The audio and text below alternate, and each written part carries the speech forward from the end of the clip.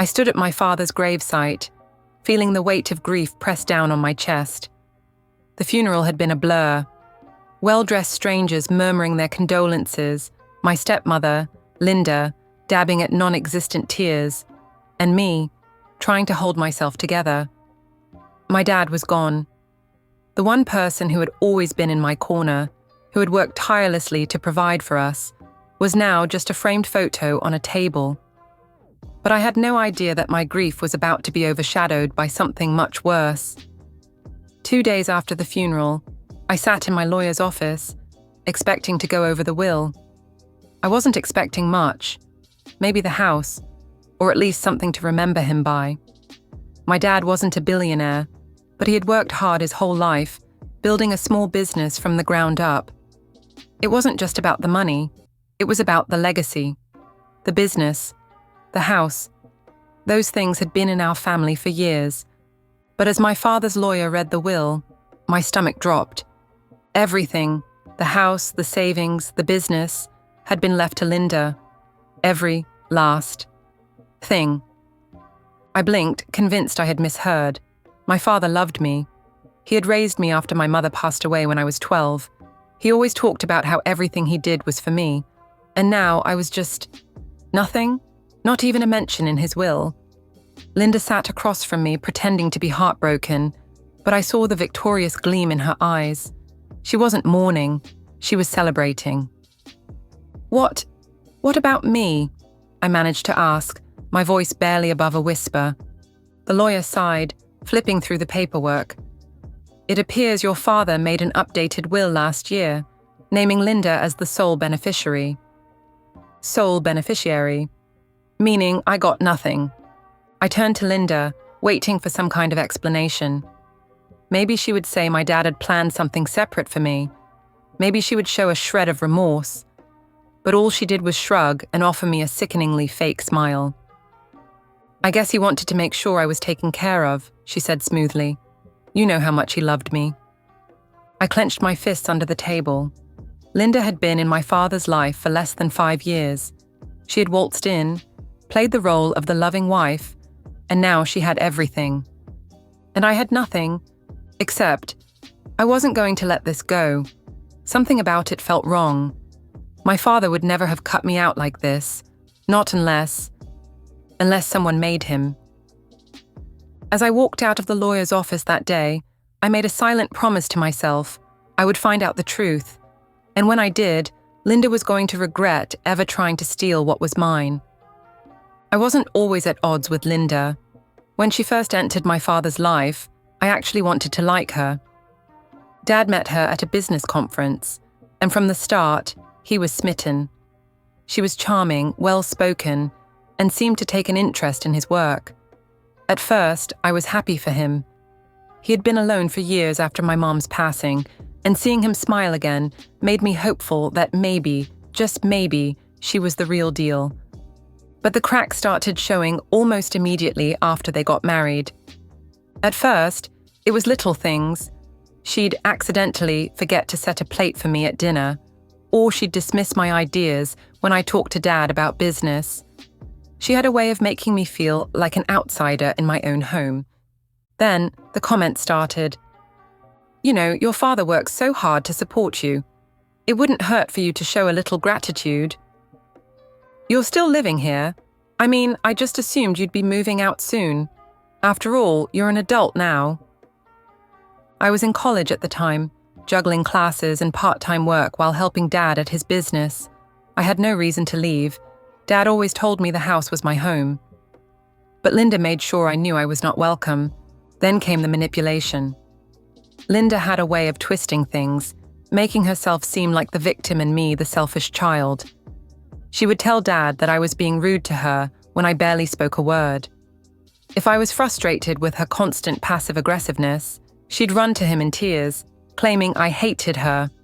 And my father, bless his heart, wanted to keep the peace.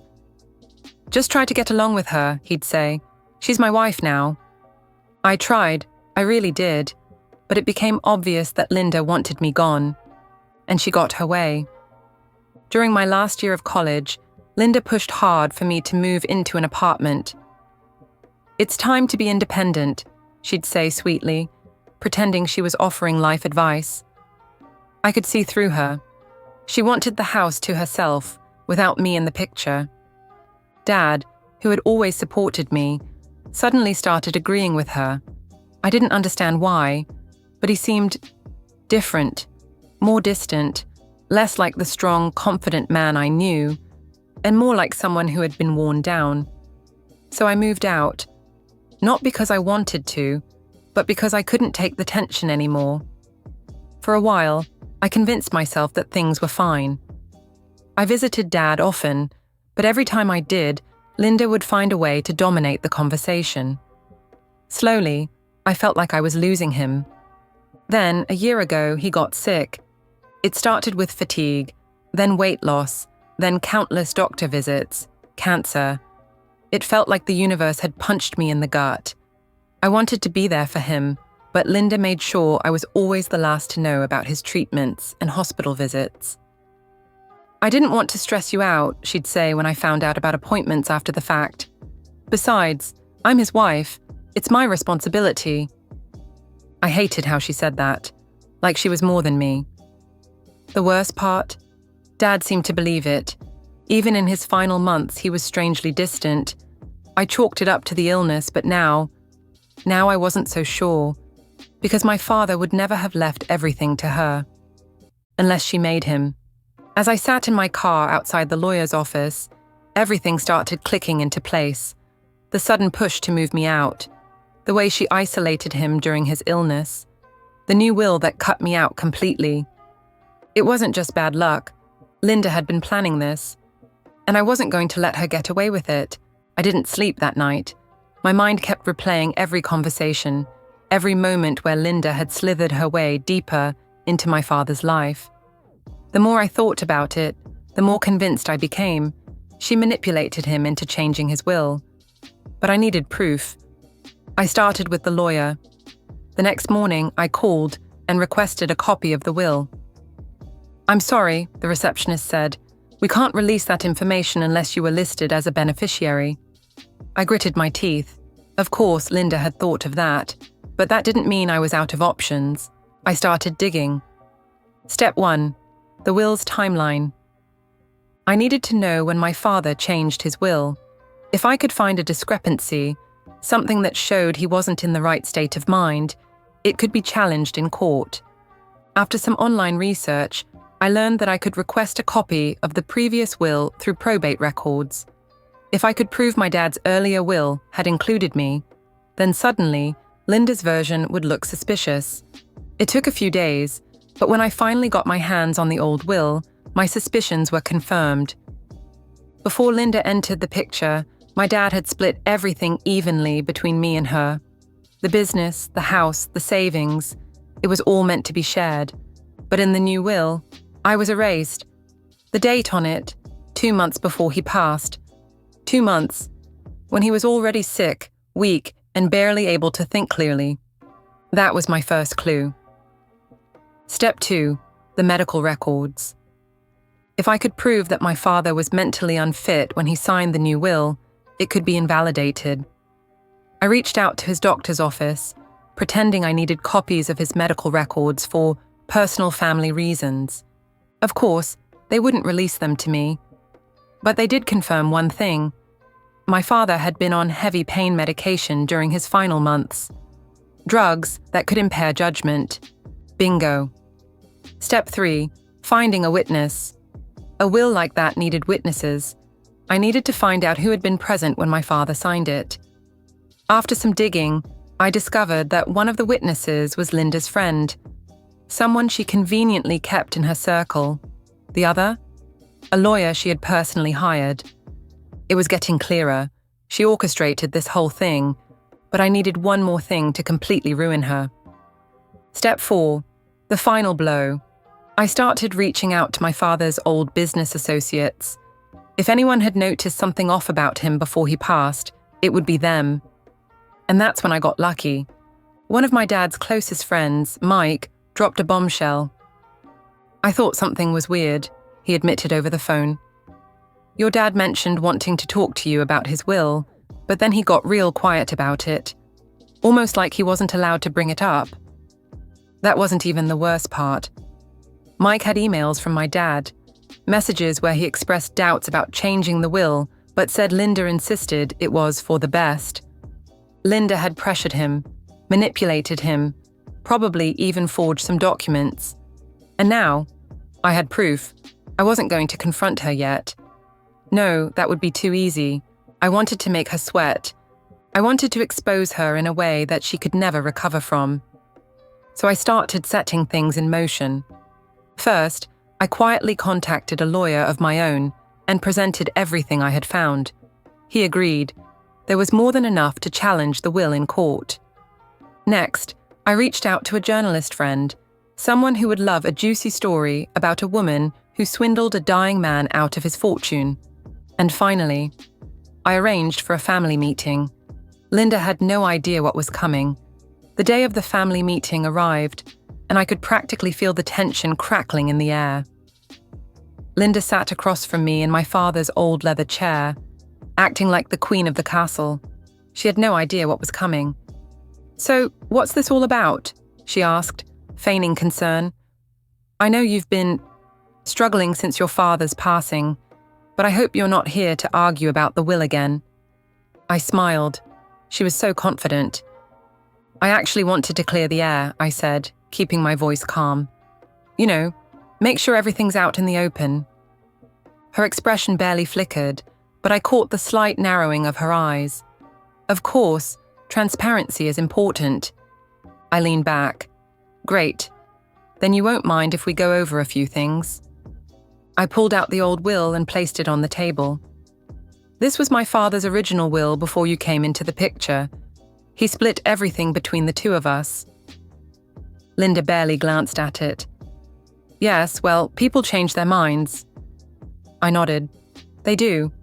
But what's strange is that he made an entirely new will just 2 months before he passed, while he was on heavy medication. You know, the kind that impairs judgment." Her lips pressed into a thin line. "He knew what he was doing." I tilted my head. "Did he?" "Because I've spoken to his doctor and his business partner, and I've seen emails where he expressed doubt about changing his will. And yet, somehow, he still did it. Under your guidance." Her mask was cracking. Time to shatter it. I pulled out the witness records. This new will was signed with 2 witnesses, one of them being your close friend, and the other being a lawyer you personally hired.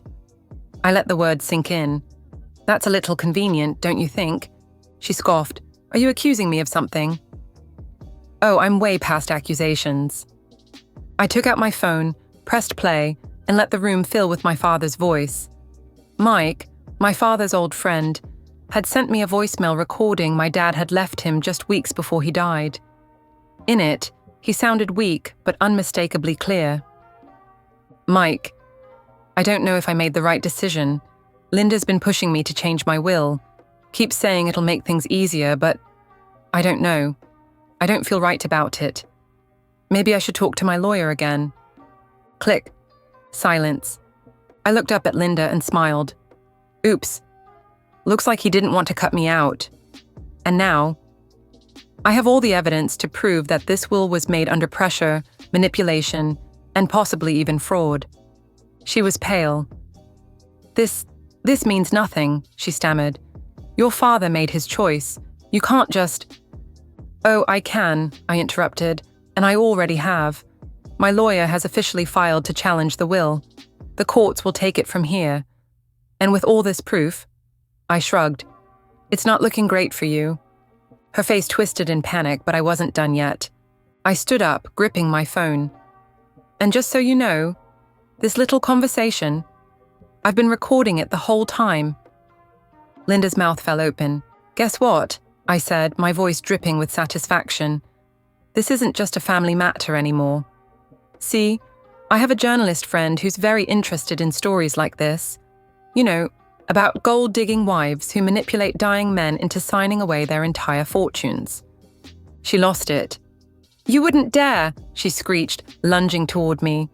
I stepped back, letting her unravel in front of me. "Oh, but I already did. And the best part?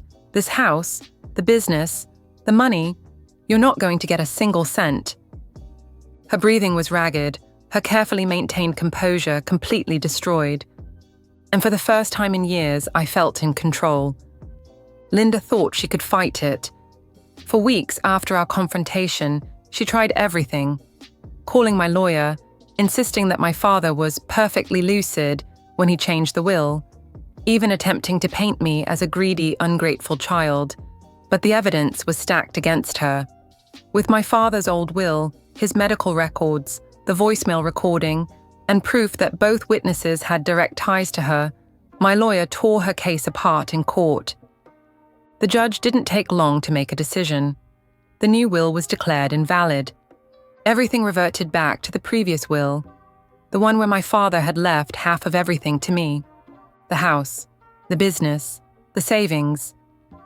It was all mine. As for Linda, well, let's just say things didn't work out the way she expected. Linda loses everything. Without my father's money to fund her lavish lifestyle, Linda was in trouble.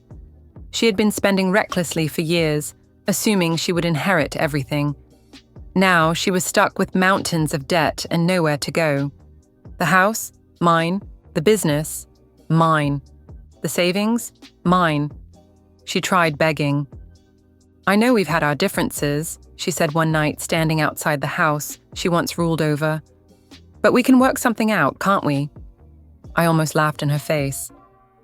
"You stole my father's final years from me," I told her coldly. "You manipulated him, isolated him, and tried to erase me from his life. And now you want my help." Tears welled in her eyes. I made mistakes." I shrugged. "Yeah, you did, and now you get to live with them." Then I shut the door in her face. A week later, she packed up and left town. Last I heard, she was bouncing between cheap apartments, struggling to find work. Turns out, when your entire identity is built on mooching off someone else's wealth, it's hard to stand on your own, taking back what was mine. With Linda gone, I rebuilt everything she tried to take from me. I took over my father's business and made sure his legacy stayed intact. I hired back the employees Linda had tried to push out, people who had been loyal to my dad for years. Under my management, the business thrived, something Linda could have never done. The house? I renovated it, restoring it to how it was before Linda infected it. But most importantly, I finally felt at peace. Linda thought she could erase me. She thought she could manipulate her way into taking everything. But in the end, all she did was set herself up for failure. I walked away with everything she wanted. And she walked away with nothing.